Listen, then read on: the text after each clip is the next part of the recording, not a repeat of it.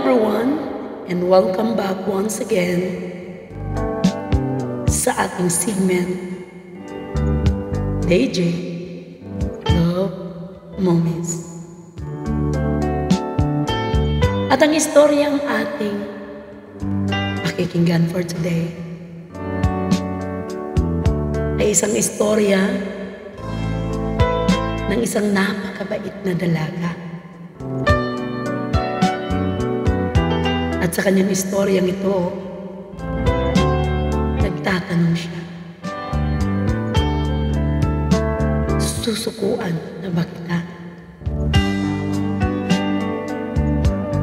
Tara nang pakinggan ang ating letter sender for today na itatago natin sa pangalang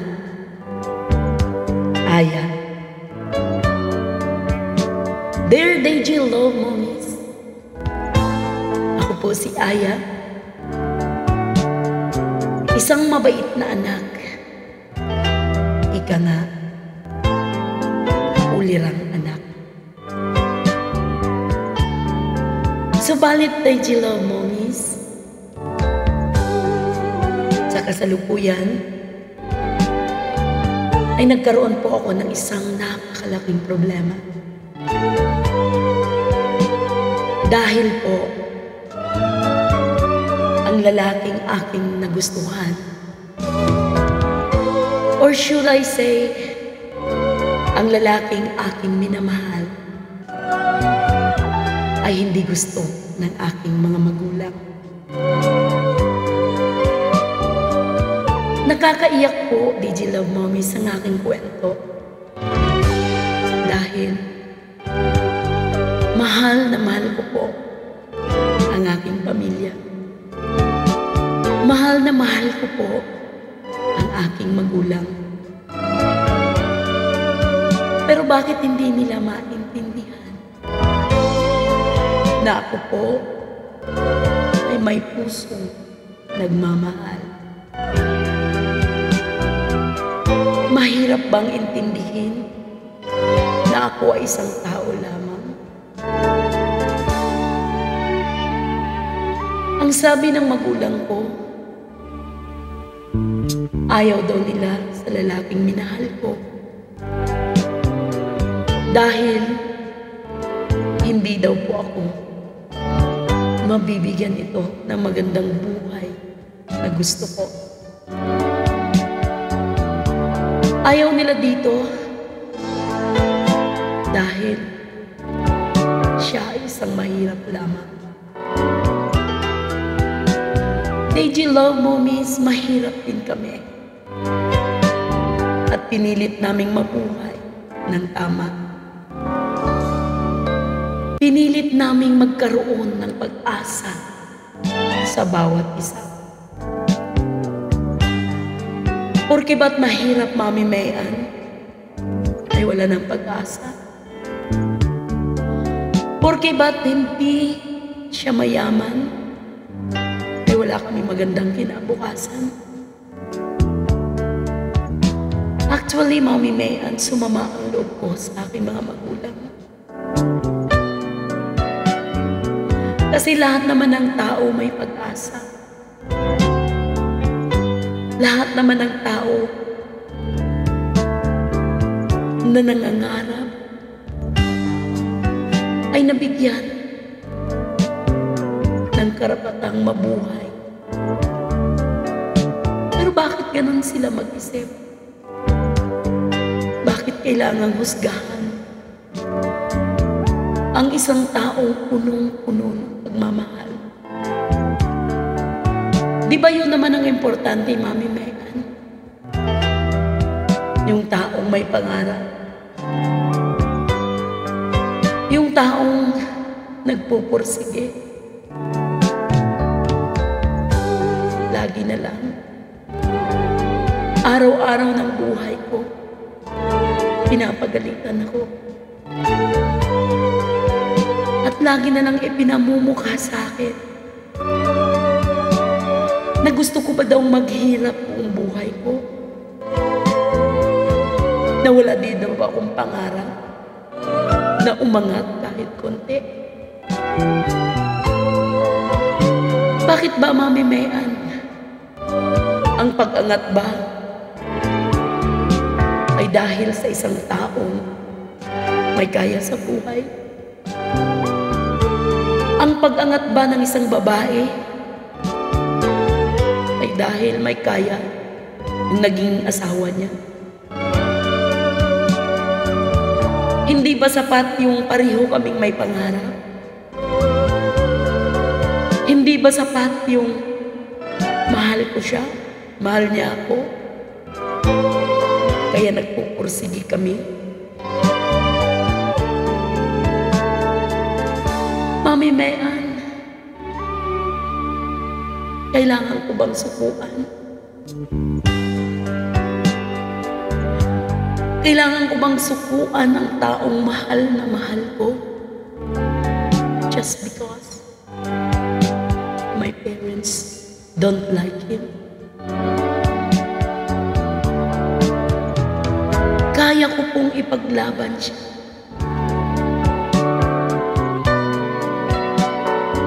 Kaya ko. Dahil nakikita ko pong lumalaban siya.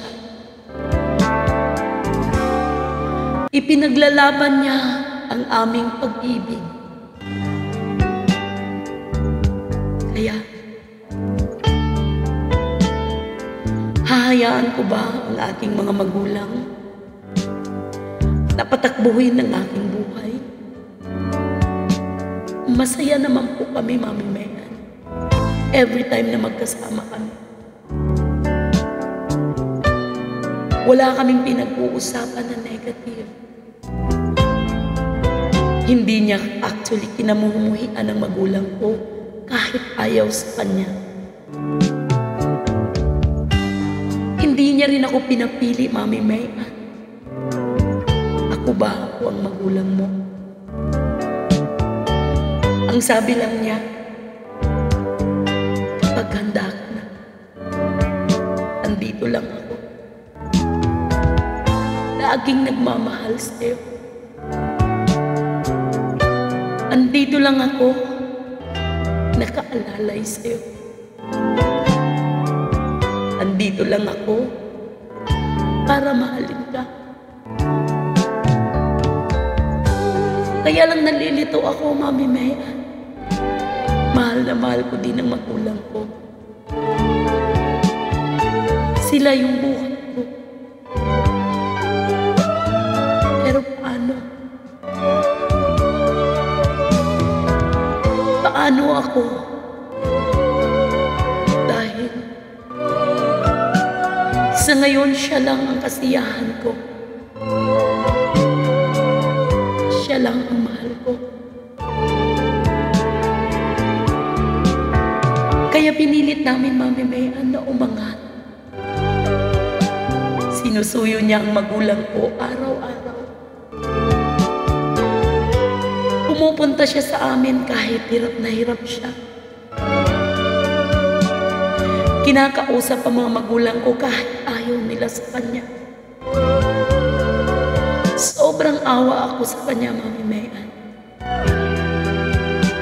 At lalong tumatag yung pagmamahal ko sa kanya. Hanggang sa isang araw, Mami Mayan, sa kakapunta niya sa aming bahay,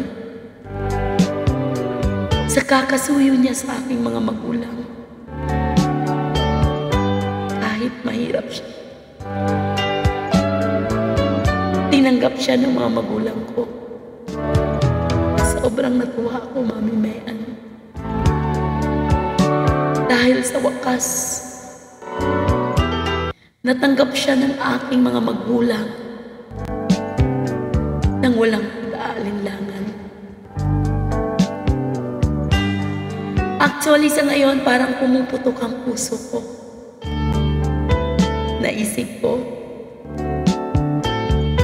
kung mahal ka talaga ng lalaki, gagawa at gagawa siya ng paraan para magkaroon ng katuparan ng inyong pagmamahal. Kaya ko ipinamahagi ang aking kwento, Mami Mayan,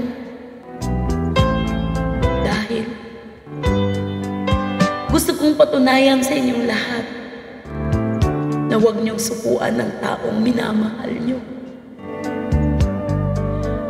Na kahit sabihin pang, you and me against the world. Basta pinaghihirapan niyo, kaya yan.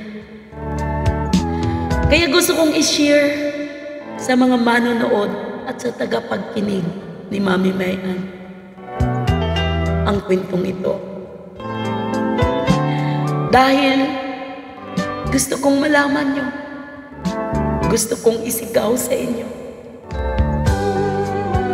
na hindi lahat ng pagmamahal ay sad story. Na hindi lahat ng pagmamahal ay walang katuparan. Dahil may pagmamahal na naglalast. Sa ngayon, Mami Mayan, sobrang mahal siya ng magulang ko. At sa ngayon, hindi siya bumitaw kahit nagustuhan na siya ng magulang ko.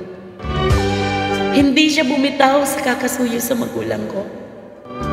Kaya lalong dumadami ang blessings sa amin. I love him so much at he loves me so much. Kaya gusto ko mapagkunan ng aral sa lahat ng iyong mga manonood at ng iyong mga tagapakinig. Love always wins. Walang hindi nakukuha sa pagmamahal na gusto mo. At hanggang dito na lang ang iyong letter sender for today, si Aya. Thank you so much, Aya. Magandang kwento ang inilahad mo sa amin ngayon. At dyan ko napatunayan na ang pagmamahal kapag inilalaban, may pag-asa. Ang pagmamahal kapag hindi sinukuan, tunay na makakamtan ang kaligayahan. Maraming salamat sa inyo, Aya, at sa iyong partner, dahil binigyan niyo ng kahulugan ang totoong pagmamahal. Ayan, sa aking mga viewers, sa aking mga Mayan Music at sa mga Miss Home followers, sana may natutunan tayo. Hindi habang panahon na aayawan ka ng magulang, lalo't lalo nagpupursige ka. Kaya huwag sumuko, laban lang sa pagmamahal, laban lang sa pagsubok. Maraming salamat. At itong muli ang inyong DJ Love